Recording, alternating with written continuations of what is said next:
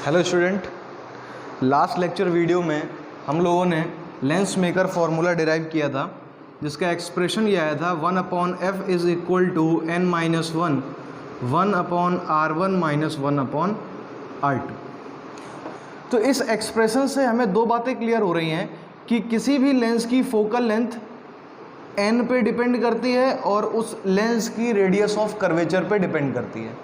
Okay, तो मतलब conclusion क्या निकला था इससे, f is inversely proportional to n है and f is directly proportional to r है।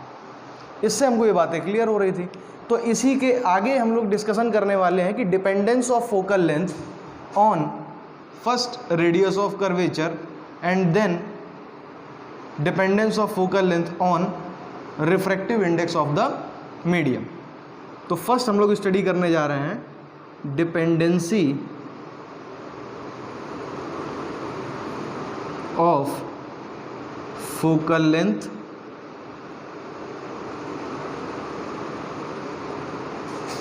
On radius of curvature.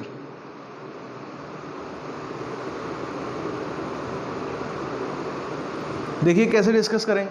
अगर हमें फोकल लेंथ की डिपेंडेंसी रेडियस ऑफ कर्वेचर के अकॉर्डिंग फाइंड करनी है तो हम लोग जानते हैं कि रेडियस ऑफ कर्वेचर क्या है, अलग अलग लेंसेस के लिए अलग अलग होगा। तो इसके लिए हम लोगों को कुछ केसेस कंसीडर करने पड़ेंगे। उस केस में क्या होगा कि अगर हम लोग ए पार्ट लेते हैं, अगर ए पार्ट कंसीडर करते हैं, अगर बाई कॉन्वेक्स लेंस हम लोग लेते हैं तो बाई कॉन्वेक्स लेंस का डायग्राम कैसा होता है, कुछ ऐसा, जिसकी दोनों सरफेस दोनों साइड से कैसी हो, कॉन्वेक्स हो। तो इसके अकॉर्डिंग हम लोग देखें, अगर इसकी पहली सरफेस की बात करें, ये वाली सरफेस, तो ये वाली सरफेस का सर्किल को जिस तरीके से कंप्लीट हो रहा होगा, जिससे हमको ये चीज़ पता चल रहा है कि इसका सेंटर किस तरफ होगा, इस डायरेक्शन में होगा, और ये डायरेक्शन होती है पॉजिटिव एक्स एक्सिस। अगर इसकी हम लोग radius of curvature r1 consider करें तो हम लोगों को क्या मिलेगा, r1 पॉजिटिव मिलेगा। ओके, ठीक ऐसे ही अगर सेकेंड वाली सरफेस की बात करें तो इसके लिए रेडियस ऑफ कर्वेचर इस डायरेक्शन में आ रही होगी, तो ये r2 जो होगा वो हमको निगेटिव मिलेगा। तो फॉर्मूला क्या बन जाएगा, 1/f is equal to n minus 1/r1, r1 positive है, प्लस r1, फिर माइनस 1/r2, और r2 कैसा है, निगेटिव साइन का है, तो ये निगेटिव यहाँ पे आ जाएगा।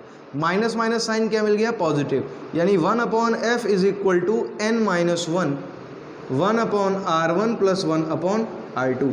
ये एक्सप्रेशन होगा फोकल लेंथ का, किसके केस में, बाई कॉन्वेक्स लेंस के केस में। ठीक, आगे डिस्कस करते हैं इसको। ये बाई कॉन्वेक्स है। अगर हम लोग बाई कॉनकेव लेंस की बात करें तो क्या मिलेगा हमको, B point for biconcave lens. तो बाई कॉनकेव लेंस के केस में इसका फिगर ड्रॉ करेंगे तो कुछ ऐसा होता है, दोनों सरफेस कॉनकेव होनी चाहिए।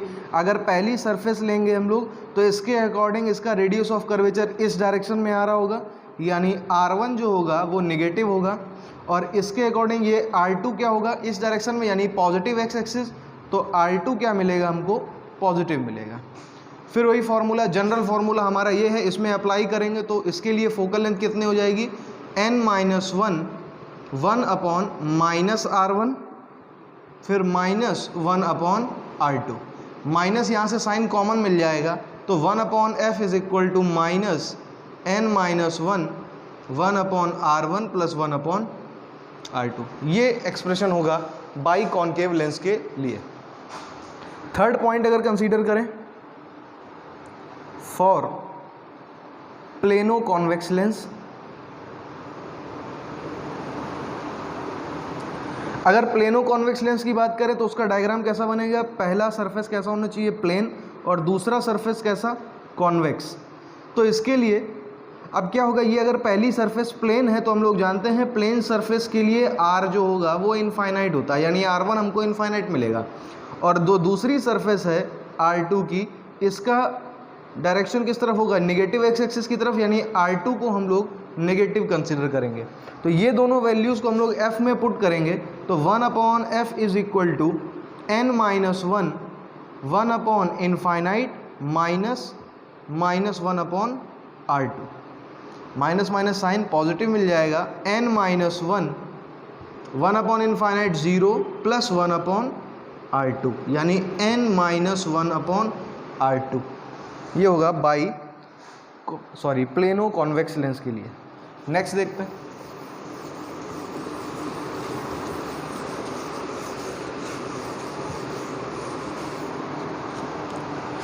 सिमिलरली ऐसे ही अगर हम लोग प्लेनो कॉनकेव लेंस की बात करें, प्लेनो कॉनकेव लेंस का फिगर, पहली सरफेस प्लेन और दूसरी कॉनकेव होती है।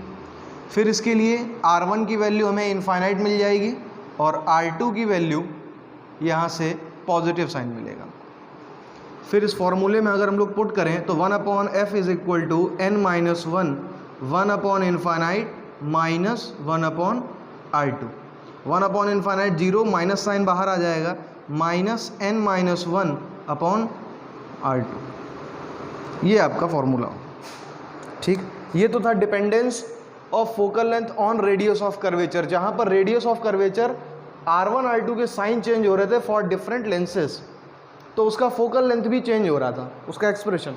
अब हम लोग बात करते हैं dependence of focal length on refractive index.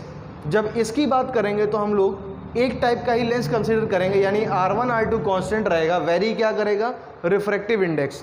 और हम लोग जानते हैं रिफ्रैक्टिव इंडेक्स इसका होता है मीडियम का। अगर रिफ्रैक्टिव इंडेक्स को वेरी कराना है तो मतलब इसका होगा कि हमें मीडियम को भी वेरी कराना होगा। ओके, तो मीडियम को वेरी कराने का मतलब क्या हो गया, मतलब ये मिला dependence of focal length on refractive index. कैसे होगा, मान लो कि केस फर्स्ट, अगर पहले से अगर हम लोग कंसीडर कर लें कि लेंस इज पुट इन और प्लेस्ड इन एयर।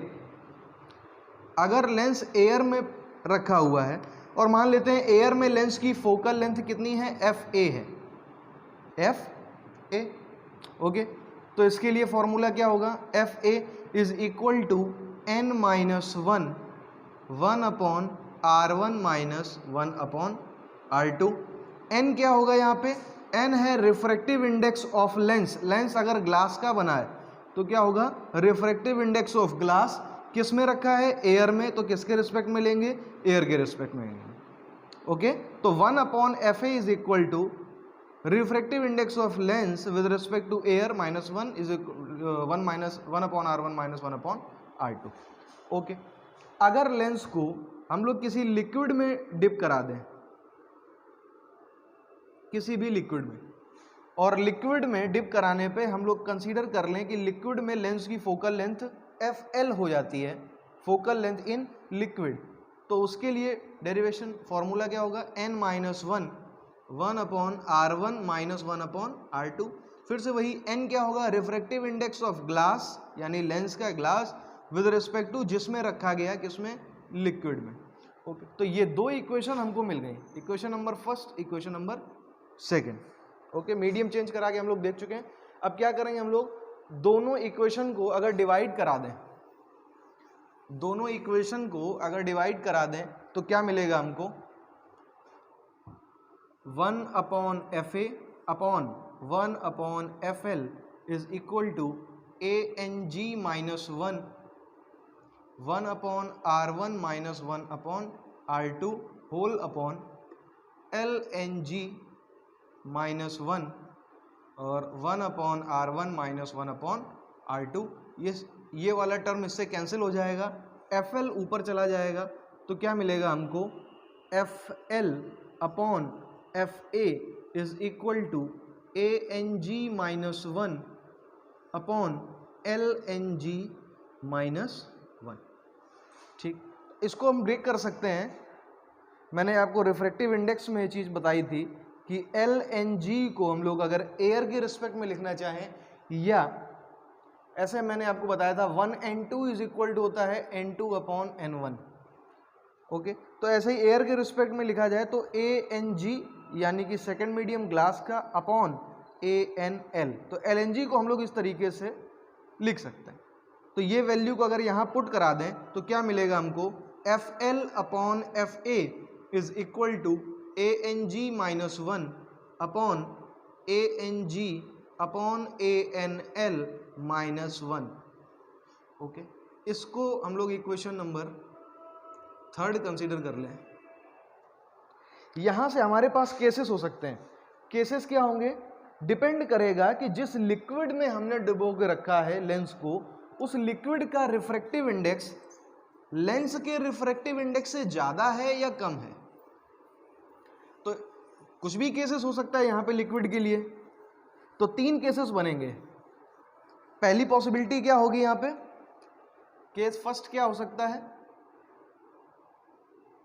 कि लेंस का रिफ्रैक्टिव इंडेक्स यानी लिक्विड का रिफ्रैक्टिव इंडेक्स क्या हो, लेस देन हो जाए, किससे, हमारे लेंस से यानी ग्लास से। अगर ये पॉसिबिलिटी बनती है पहली। दूसरी क्या बन सकती है, दूसरी बन सकती है कि लिक्विड का रिफ्रैक्टिव इंडेक्स ग्लास के रिफ्रैक्टिव इंडेक्स के इक्वल हो जाए। तीसरी क्या बन सकती है कि अगर लिक्विड का रिफ्रैक्टिव इंडेक्स ग्रेटर देन है हमारे लेंस यानी कि ग्लास के रिफ्रैक्टिव इंडेक्स से।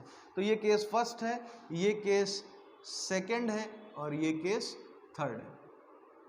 ओके, तो तीनों केसेस को हम लोग देखेंगे कि अगर ANL छोटा हो गया है ANG से, तो यहां से एक चीज क्लियर हो जाती है कि ANG अपॉन ANL, नीचे वाली वैल्यू क्या है, डिनोमिनेटर की वैल्यू छोटी है, ऊपर वाली वैल्यू बड़ी है।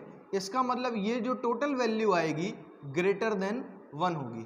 कैसे, सपोज कर लो कि ऊपर वाली वैल्यू अगर 2 है, नीचे वाली हमें छोटी लेनी, कोई 1 ले लो, तो कितना मिलेगा हमको, 2 मिलेगा। 2 क्या है, ग्रेटर देन 1, यानी कि ये पूरी वैल्यू हमें ग्रेटर देन 1 मिलेगी। किसके केस में, अगर डिनोमिनेटर की वैल्यू कैसी है, छोटी है न्यूमरेटर से।